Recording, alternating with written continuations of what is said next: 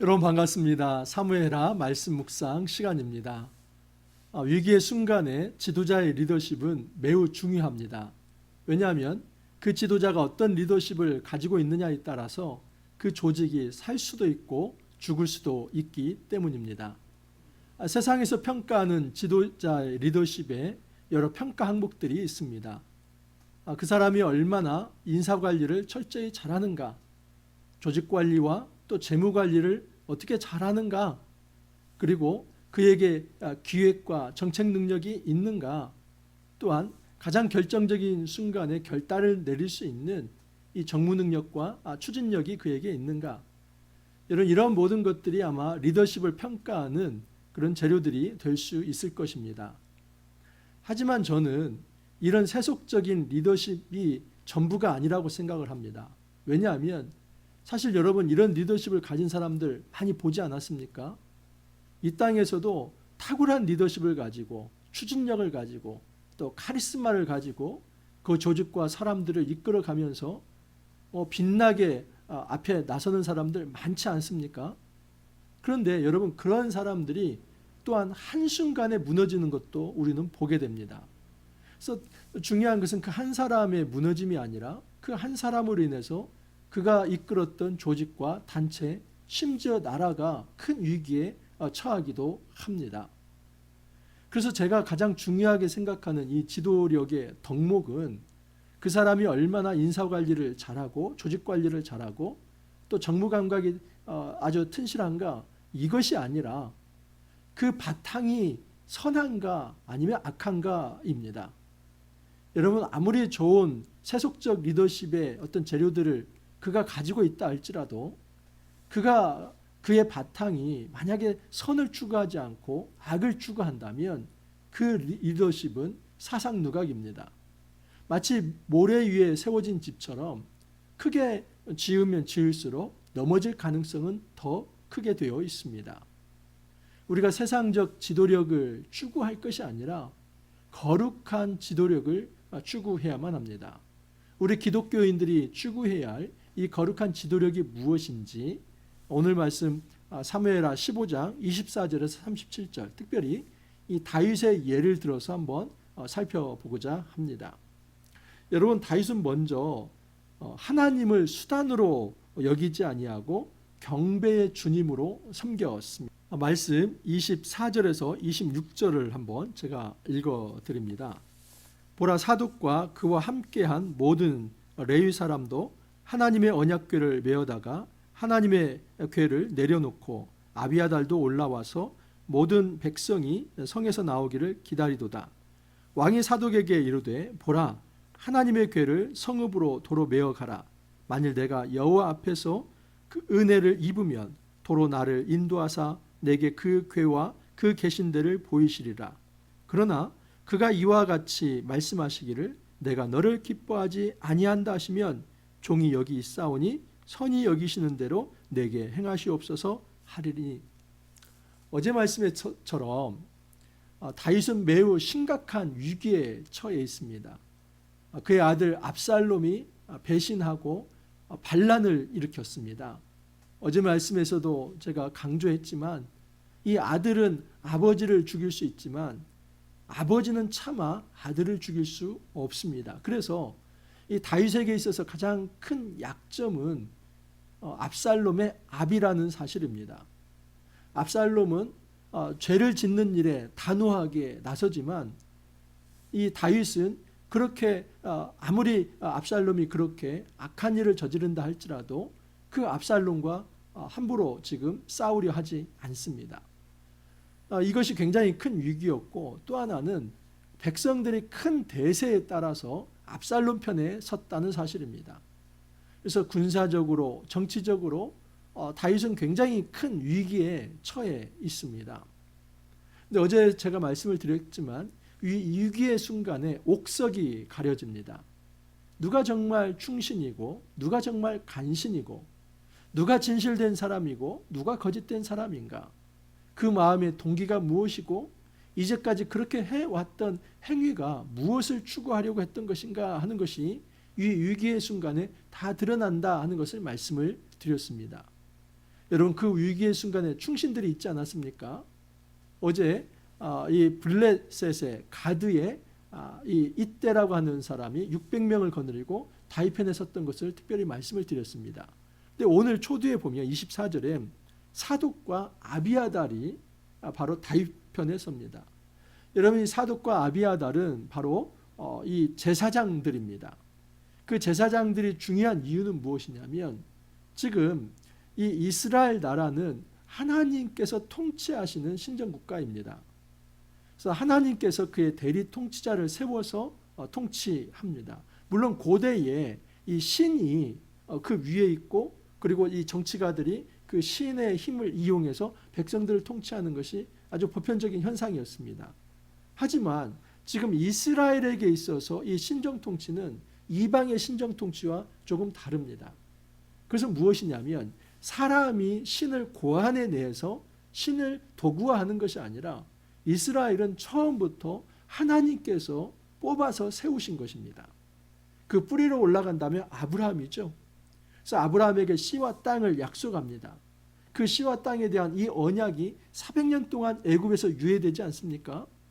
그러다가 출애굽을 통해서 광야를 지나고 그리고 이스라엘 이 가나안 땅에 들어오게 됩니다. 그래서 하나님께서는 씨와 땅, 자손과 영토에 대한 약속을 이루신 것입니다. 이렇게 해서 형성된 나라가 이스라엘이고 사사시대를 지나서 초대 사울왕을 지나서 다윗왕 때에 비로소 아브라함 언약이 제대로 된 모델로서 보여진 것입니다. 그렇기 때문에 지금 이 다윗 언약, 이 사무엘하 7장 11절에 13절을 이미 말씀을 드렸습니다. 이 하나님께서 세우시고자 하는 이 다윗의 아들, 그의 아들은 나의 아들이 될 것이다. 나는 그에게 아비가 될 것이다. 이것은 언약의 공식이라는 것을 말씀을 드렸습니다. 나는 이스라엘에게 하나님이 되고 이스라엘 백성은 나의 백성이 될 것이다. 하나님이 왕이 된 나라가 바로 이스라엘입니다. 그렇기 때문에 여러분 이 하나님이 임재하는 이 성막, 아직은 성전이 완성되지 않았기 때문에요. 그리고 그 성막 안에 지성소에 있는 이 언약궤, 그리고 이 성막을 관리하면서 제사를 주도할 수 있는 제사장 그룹은 결코 무시할 수 없는 그룹입니다. 그런데 바로 이 대제사장 그룹인 이 사독과 아비아달이 언약궤를 메고 다윗에게 나옵니다. 아마 사독과 아비아달은 급했을 것입니다. 여러분 이스라엘 사회에서 이 언약궤라고 하는 것은 뭐 이런 식으로 표현한 것이 다 정확한 것은 아니지만 예를 들자면 그렇습니다. 조선시대의 옥새와 같습니다. 여러분 이 옥새 이 임금의 어떤 권위의 상징이지 않습니까? 그래서 그 옥새를 누가 가지느냐에 따라서 그 왕권이 어디로 넘어가느냐 이것이 상징적으로 보여지는 것입니다. 이스라엘 사회에서 옥새보다도 더 중요한 권위는 어디에 있냐면 언약궤입니다. 왜냐하면 그 언약궤 위에 하나님께서 임재하신다는 그 의미가 담겨 있기 때문입니다. 그래서 하나님의 통치를 받는 나라가 이스라엘이기 때문에 이 언약궤는 매우 중요했고 그 언약궤 관리를 이 사독과 아비아달이라는 제사장이 했고 그들이 다윗에게 나왔다는 것은 정말 굉장히 역사적 사건이고 또 중요한 일입니다. 자, 그런데 다윗은 이것을 그렇게 기뻐하지 않습니다. 너희들 수고해서 이 예루살렘에 있는 언약궤를 지금 나에게 가지고 왔는데 이거 다시 제자리에 갖다 놔라. 언약궤가 무엇이냐?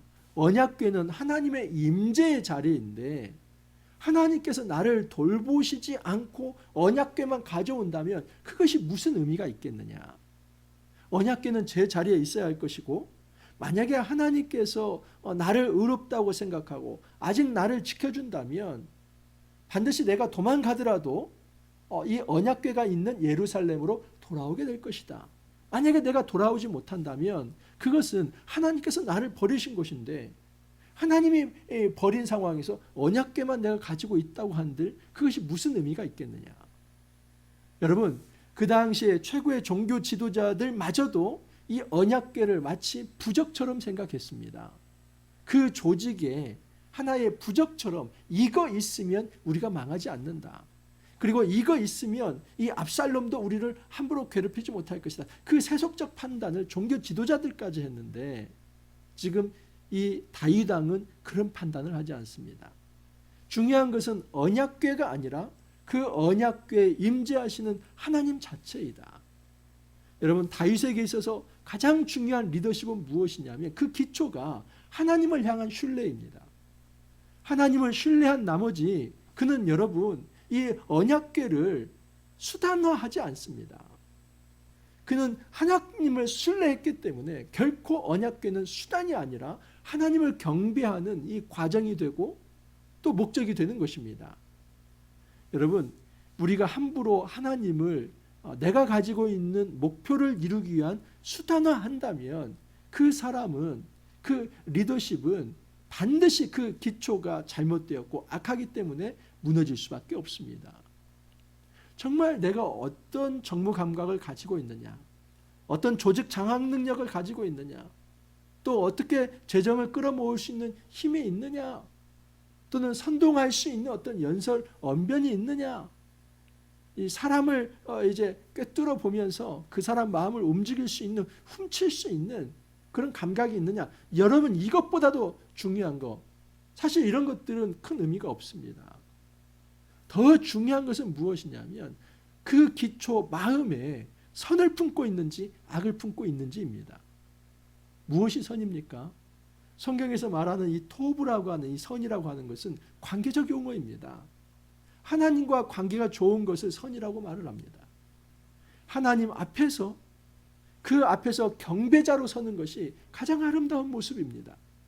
우리 하나님께서 창조주이시고 우리 하나님께서 왕이시기에 그 하나님 앞에 경배자로서 엎드리는 것이 가장 선한 모습이고 아름다운 모습입니다. 다윗에게 있어서 가장 탁월한 리더십의 기초는 무엇이냐면 그 기초가 하나님을 신뢰하는 것이다 하는 것입니다. 만약에 우리가 정말 좋은 리더십을 갖고 싶다면 제일 먼저 추구해야 할 것은 내 바탕이 정말 하나님을 신뢰하는 그 선의 바탕이 내 안에 있는가, 그것을 먼저 한번 따져보는 것입니다. 두 번째, 다윗은 단지 하나님을 향한 신뢰, 여기에서 끝나고 이 세속적인 어떤 세상에서 있어야 할 가장 그 현실에 적용될 수 있는 리더십은 그에게 없는가? 그렇지 않습니다. 여러분, 다윗은 이 경건에 바탕한 하나님의 신뢰의 리더십이 있을 뿐만 아니라 세상 사람들 이상의 아주 중요한 현실적 리더십을 가지고 있습니다. 그 뭐냐면 신뢰를 바탕으로 한 신경체계를 완성하는 것입니다. 여러분, 우리 몸이 있죠. 우리 몸을 생각하면 좋습니다. 머리가 있습니다.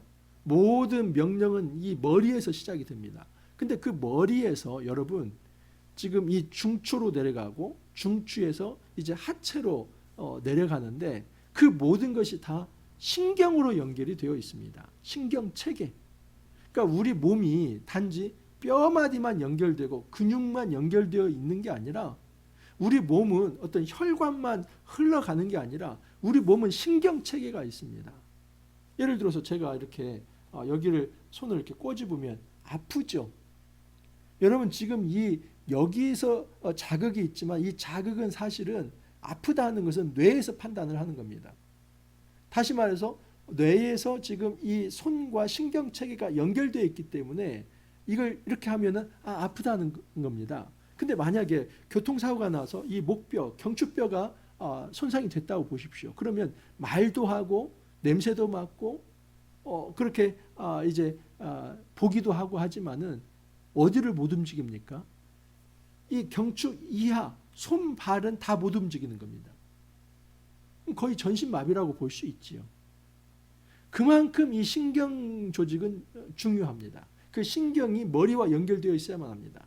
지금 다윗에게 있어서 이 조직 관리에 정말 중요한 것은 신경 체계가 끊어지지 않게 하는 것입니다.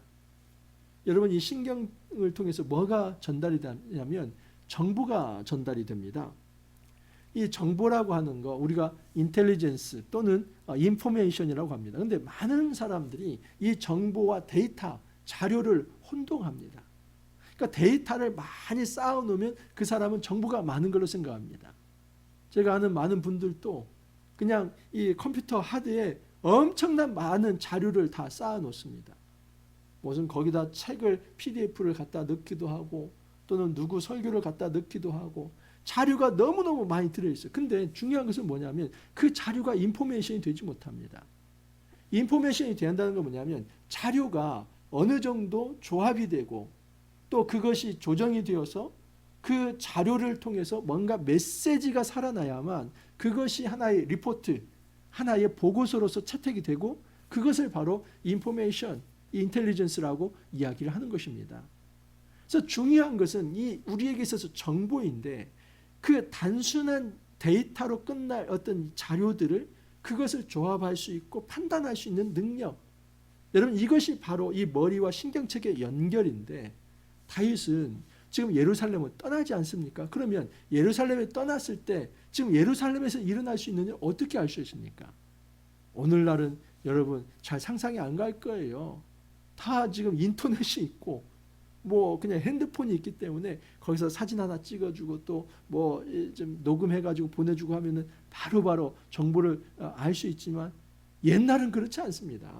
옛날은 반드시 들은 얘기를 누군가가 전달해 주지 않으면 그 정보 전달이 되지 않습니다. 그렇기 때문에 지금 다윗은 도망가더라도 신경체계를 예루살렘에 남겨놓습니다.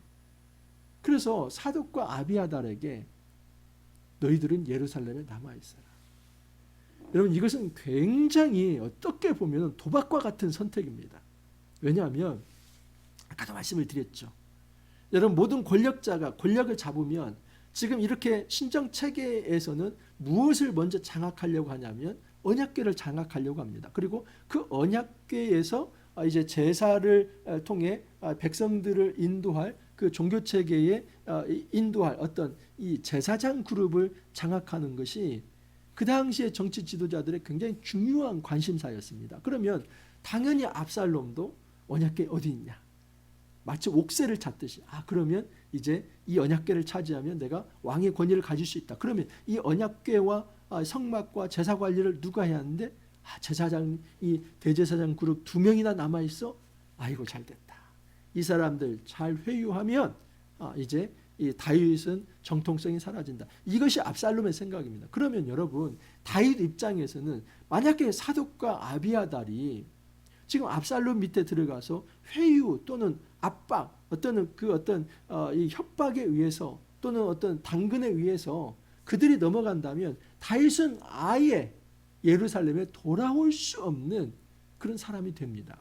근데 다윗이 그런 위험까지도 알고 사실은 지도자이기 때문에 생각을 해야만 합니다. 그것을 알고 사독과 아비아달을 예루살렘에 남기는 것은 사독과 아비아달에 대한 신뢰가 있었기 때문입니다. 좋은 지도자는 하나님을 신뢰할 뿐만 아니라 이 신경체계의 전달자가 될 만한 동역자들을 철저히 신뢰합니다.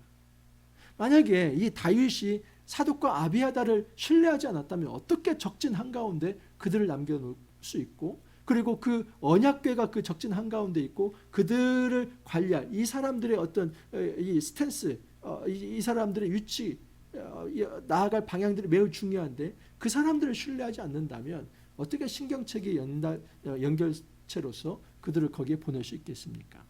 다윗은 하나님을 신뢰하면서도 그의 동역자들을 매우 신뢰했기 때문에 이제 사독과 아비아달을 남겨놓고 그리고 그 두 아들 사독의 아들이 아히마아스입니다. 그리고 아비아달의 아들이 요나단인데 이 사람들은 지금 사독과 아비아달이 성에 있다 할지라도 그 편지를 전달해 줄 수 있는 그 메신저입니다. 그 아들을 또한 거기에 둔 거죠. 그러니까 여러분 이 다윗이 얼마나 철저한 사람인가 하는 것을 알 수 있습니다. 압살롬이 사람 잘못 선택한 거죠. 결코 압살롬은 다윗의 지략을 이길 수 없습니다. 다윗의 또 하나의 아주 중요한 리더십이 있는데 상대의 이 전략을 무력화시킬 수 있는 공격수를 파송했다는 것입니다. 보면 이제 31절 이하에 어떤 사람이 다윗에게 알리되 압살롬과 함께 모반한 자들 가운데 아히도벨이 있나이다 하니 다윗이 이르되 여호와여 원하건대 아히도벨의 모략을 어리석게 하옵소서 하니라. 다윗이 하나님을 경배하는 마루텍에 이를 때에 아렉 사람 후세가 옷을 찢고 흙을 머리에 덮어 쓰고 다윗을 맞으러 온지라. 여러분 그때에 이 다윗이 후세에게 이런 얘기를 합니다. 다윗이 그에게 이르되 내가 만일 나와 함께 나아가면 내게 누를 끼치리라. 그러나 내가 만일 성읍으로 돌아가서 압살롬에게 말하기를 왕이여 내가 왕의 종이니이다. 이전에는 내가 왕의 아버지의 종이었더니 이제는 내가 왕의 종이니이다 하면 네가 나를 위하여 아이도벨의 모략을 패하게 하리라. 이 아이도벨이 굉장히 간교한 사람입니다. 원래는 다윗의 모사입니다.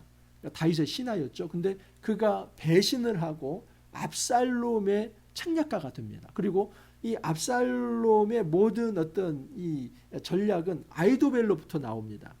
그렇기 때문에 사실은 압살롬이 중요한 문제가 아니라 그 압살롬을 움직일 수 있는 이 아이도벨의 전략을 이제 패퇴시켜야만 다윗이 이 싸움에서 이길 수 있습니다.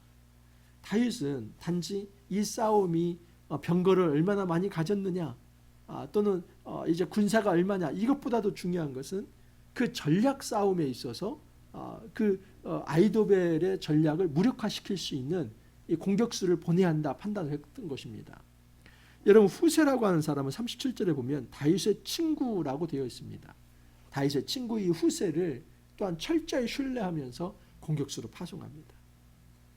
이것이 이제 내일 이후 말씀에 나타나게 되는데 여러분 이 후세가 완전히 아이도벨의 전략을 무력화시킵니다.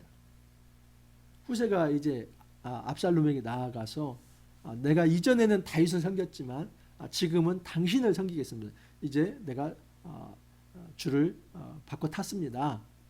그렇게 하면서 이 압살롬 앞에서 신임을 얻으면서 이 아이도벨이 베푸는 이 전략을 하나하나 이제 무력화시키면서 결국은 압살롬이 이 후세를 믿게끔 만듭니다.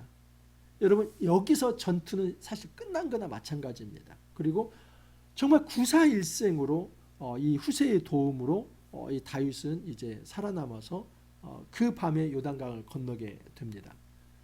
여러분 이 위기의 순간에 정말 절세의 영웅이 또 나오기도 합니다. 세상에서도 정말 위기의 순간에 이 지도자의 지도력이 얼마나 중요한가 하는 것을 이야기를 합니다. 여러분 그리스도인이 이 위기의 시대에 어떤 리더십을 가져야 할까요? 가장 중요한 것은 기초를 똑바로 하는 것입니다. 그것은 하나님을 수단으로 삼는 악한 기초를 갖는 것이 아니라 우리 하나님을 경배의 대상으로 인정하고 그 하나님의 뜻과 주권을 인정하고자 하는 그 믿음과 신앙, 그 신뢰 이것이 바탕이 되는 것이 진정한 리더십의 기초가 되어야만 합니다. 다시 말해서 하나님을 신뢰하는 경건의 자세 이것이 진정한 그리스도인이 추구해야 할 이 리더십의 기초입니다. 그 기초 위에서 또 우리는 세상에서 그 세상의 이 어떤 악의 세력을 무력화시킨 만큼 지혜를 가지는 리더십이 필요합니다. 여러분 거기서 제가 아주 강조해서 말씀을 드리는 것은 이 동역자를 신뢰하면서 신경체계를 구축할 수 있어야 한다는 것. 이 정보의 힘이 굉장히 중요하다는 것을 인식하면서 어떤 이제 말과 마병보다도 더 중요하게 생각해야 할 것이 정보를 획득하는 것이고 그의 일에 있어서 신경체계를 잘 구축하는 것이 정말 좋은 리더십일 수 있다는 것을 말씀을 드렸습니다. 악한 세력에 대해서 무방비로 당하는 것이 아니라 그 악한 세력을 무력화시킬 수 있는 또한 공격 능력도 필요합니다. 다윗은 후세가 그런 사람이었습니다. 우리가 사단의 권세를 어떻게 이겨낼 수 있습니까? 여러분 말씀이 바로 우리가 사용할 수 있는 검이지 않습니까? 우리가 이 땅을 살아가면서 이 그리스도인이 추구해야 할 리더십이 무엇인지를 잘 인식하면서 하나님을 신뢰하고 또 동역자들을 잘 신뢰하면서 정말 우리에게 당한 이 위기의 문제들을 지혜롭게 잘 극복하고 또 해결하고 이겨낼 수 있기를 간절히 소망합니다. 기도합니다. 주님 감사합니다. 저희들에게 닥친 이 위기의 순간에 가장 좋은 리더십이 무엇인지를 가르쳐 주시니 감사합니다. 그 리더십의 기초가 하나님을 신뢰하는 신앙이 바탕이 되어야 한다는 것을 가르쳐 주셨습니다. 또한 그 바탕 위에서 지혜롭게 동역자들을 신뢰하면서 신경체계를 구축하고 또 악의 세력을 괴멸할 수 있는 그런 말씀의 힘이 있어야 한다는 것도 가르쳐 주셨습니다. 주님, 이 말씀의 기초에서 우리의 삶에 있는 모든 어렵고 힘든 순간들을 단지 세속적 리더십이 아니라 이 거룩한 리더십을 가지고 이겨내고 극복할 수 있도록 은혜를 더하여 주옵소서. 주님 감사하옵고 예수님 이름으로 기도하옵나이다. 아멘. 여러분, 이번 한 주간도 수고 많이 하셨습니다. 이번 또 이 주말에 하나님 안에서 잘 안식하시고 또 힘을 얻고 월요일 날 다시 찾아뵙도록 하겠습니다. 감사합니다.